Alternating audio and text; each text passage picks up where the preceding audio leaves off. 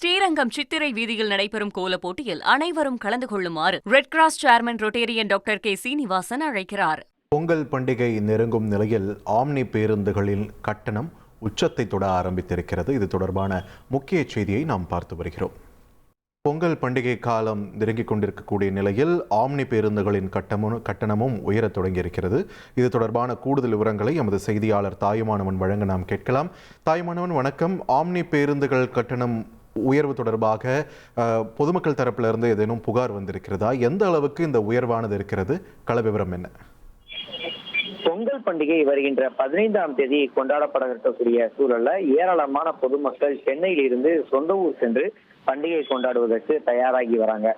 ஏற்கனவே வழக்கமாக இயக்கப்படக்கூடிய ரயில்கள் மற்றும் சிறப்பு ரயில்கள்ல டிக்கெட் முன்பதிவு என்பது விற்று தீர்ந்து விட்ட சூழல்ல ரயில்ல பயணம் மேற்கொள்ள இருக்கக்கூடிய பயணிகள் தட்கல் டிக்கெட்டை பெறுவதற்கு தயாராகி இருக்கிறாங்க. போக்குவரத்துறை தரப்புல இன்று முதல் வழக்கமாக இயக்கப்படக்கூடிய 2092 பேருந்துகளோடு சேர்த்து 16,640 சிறப்பு பேருந்துகள் இயக்க போக்குவரத்துறை திட்டமிட்டு அதற்கான பணிகளையும் தொடங்கி இருக்கிறாங்க. இந்த நிலையில தான் ஆம்னி பேருந்துகள்ல செல்ல விரும்புவோர்கள் பலரும் தங்களுடைய பயணத்திற்கான டிக்கெட்டை முன்பதிவு செய்யறாங்க.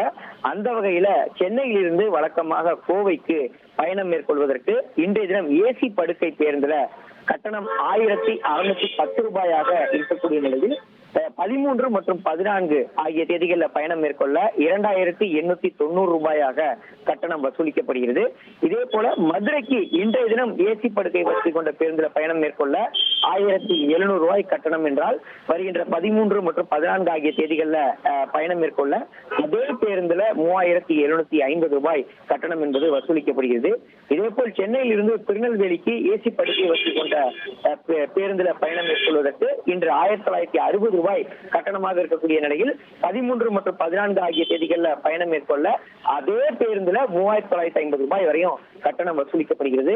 இதே போல நாகர்கோயிலுக்கு படுக்கை வசதி கொண்ட ஏசி பேருந்துல பயணம் மேற்கொள்ள இன்று பயண கட்டணம் என்பது 2,000 ரூபாயாக இருக்கக்கூடிய நிலையில் 13 மற்றும் 14 ஆகிய தேதிகளில் பயணம் செய்ய 4,200 ரூபாய் வரைக்கும் அதே பேருந்துல கட்டணம் என்பது வசூலிக்கப்படுகிறது. இப்படியாக கட்டண உயர்வு என்பது இருக்கக்கூடிய நிலையில ஆம்னி பேருந்து கட்டணம் உயர்வு தொடர்பான புகார்கள் வரக்கூடிய பட்சத்தில் உரிய நடவடிக்கை எடுக்கப்படும் என போக்குவரத்துறை தரப்புல தகவல் என்பது வெளியிடப்பட்டிருக்கிறது. ஏற்கனவே போக்குவரத்துறை அமைச்சர் சிவசங்கர் ஆம்னி பேருந்துகள்ல கூடுதல் கட்டணம் வசூலிப்பதாக புகார்கள் வரக்கூடிய பட்சத்தில் கடும் நடவடிக்கை எடுக்கப்படும் என்ற ஒரு எச்சரிக்கையும் 2 தினங்கள் முன்பு செய்தியாளர் சந்திப்புல விடுத்திருந்தார். அதையும் மீறி தற்போது ஆம்னி பேருந்துகள் கட்டணத்தை தனியார் செயலி வாயிலாக வசூலிக்க தொடங்கியிருக்கிறார்கள். நன்றி தாயுமானவன், உங்கள் விரிவான தகவல்களுக்கு. ஸ்ரீரங்கம் சித்திரை வீதியில் நடைபெறும் கோலப் போட்டியில் அனைவரும் கலந்து கொள்ளுமாறு red cross chairman Rotarian doctor K Srinivasan அழைக்கிறார்.